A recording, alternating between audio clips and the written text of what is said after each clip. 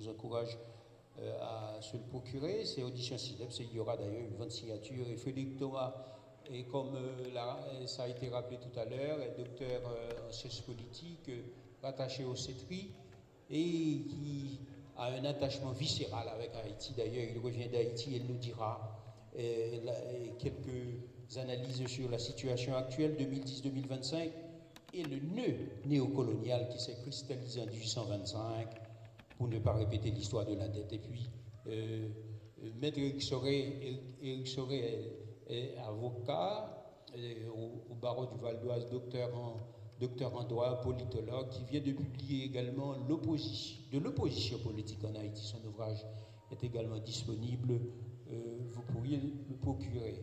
Alors, et Maître Soré va nous parler quelque chose d'assez, on peut dire, disruptif, de l'importance de cette ordonnance qui a été lue tout à l'heure, également son analyse de la déclaration du président Macron le 17 avril 2025. Et sans tarder, je passe donc la parole à la députée Gabrielle Catala.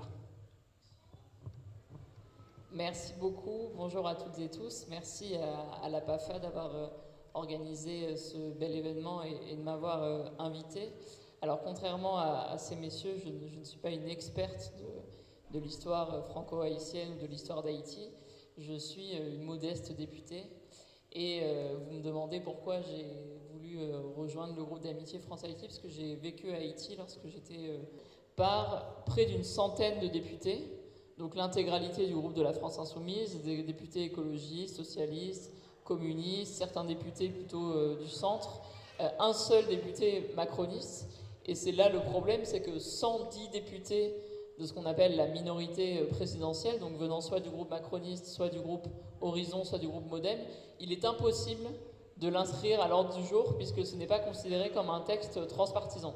Donc là, je suis toujours dans la période pour récolter les signatures parce que, selon moi, le communiqué qui a été publié par l'Élysée le 17 avril est insuffisant. Par exemple, vous l'avez sûrement toutes et tous lu ici, on parle d'Haïti qui a été victime des forces de l'histoire, comme si c'était par l'opération du Saint-Esprit que Haïti avait été pillé et rançonné. Et donc, ce communiqué étant un premier pas, mais quand même nettement insuffisant, puisque je crois que si la démarche était honnête, il aurait fallu lancer cette commission il y a 2 ans pour faire des annonces à l'occasion du bicentenaire et pas lancer une commission cette année, puisque le président de la République est en fin de mandat, pour ensuite peut-être noyer le poisson et ne jamais prendre les devants ensuite avec des annonces concrètes.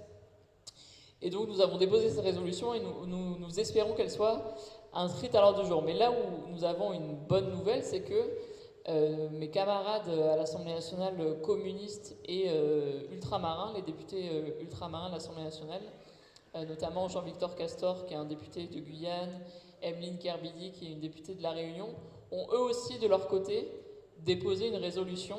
Donc j'insiste sur le fait que c'est un texte non contraignant, mais c'est un vote qui a une grande symbolique, c'est très important, pour demander le remboursement, donc la reconnaissance, la restitution et le remboursement de cette dette, dont le montant, ça a été rappelé récemment par Thomas Piketty, qui a publié une million de francs qui va être révisé par la suite à 90 millions. Et puis il y a eu diverses interruptions de paiement de cette dette, 1867-1870, et ensuite, alors, le sujet, on peut dire, était enterré complètement. Il fallait attendre Jean-Bertrand Aristide en 2003 pour exiger à la France la restitution de cette somme. Et Jean-Bertrand Aristide, à l'aide des cabinets d'avocats américains, chiffre 21 685 135 571 $ américains et 48 centimes.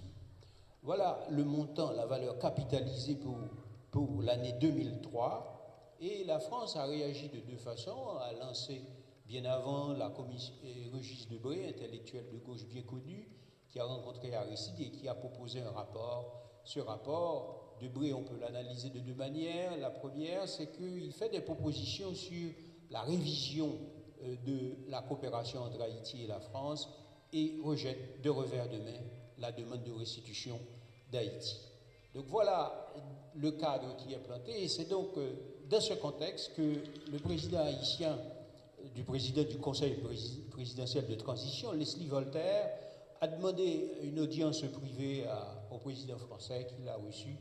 Et le président français, de son côté, s'était engagé à faire une déclaration le 17 avril 2025, où il s'engage à reconnaître cette injustice faite à Haïti. Voilà le contexte dans lequel on va avoir 4 contributions cet après-midi. Je ne sais pas qui va prendre la parole des opposants. Je me suis aperçue quand je suis rentrée au Forum que le Cap-Vert et Haïti, nous avons beaucoup de points communs. Et déjà j'ai un nom, vous avez Cabral, hein. Voilà, tout à fait. Et cet endroit est emblématique pour moi aussi parce que je suis membre fondateur de la Fédération des associations capverdiennes de France et nous avons une association à Saint-Denis, Nostalgia des Cap-Verdes, qui fait beaucoup d'événements ici. Donc, Monsieur, Son Excellence, ambassadeur, merci de votre présence, c'est un honneur pour moi. Madame la députée, c'est un plaisir. Madame le maire adjoint, merci surtout pour cet accueil et tout ce que vous mettez à disposition. Et tous les élus haïtiens, continuez ici votre travail parce que le Forum, c'est ça. Le Forum, c'est le forum de la diaspora solidaire. Et là, aujourd'hui, je vois que Haïti est solidaire entre vous. Je ne vais pas être trop longue. Je remercie Madame la Présidente de cette invitation et Monsieur le Président aujourd'hui, qui n'est pas président du Forum parce qu'il est au four et au moulin, Monsieur Mackenzie Tout-Puissant. Et je vous souhaite un bon après-midi et j'appelle toute la diaspora haïtienne à s'unir et à lutter et à être présent ici et là-bas parce que c'est très important. Merci à vous. Merci Fernande. Nous allons poursuivre avec les intervenants. Merci Madame la Présidente. Je reprends le relais. Je t'invite à t'asseoir auprès des autorités parce que nous allons essayer de rattraper le temps. Un dernier mot.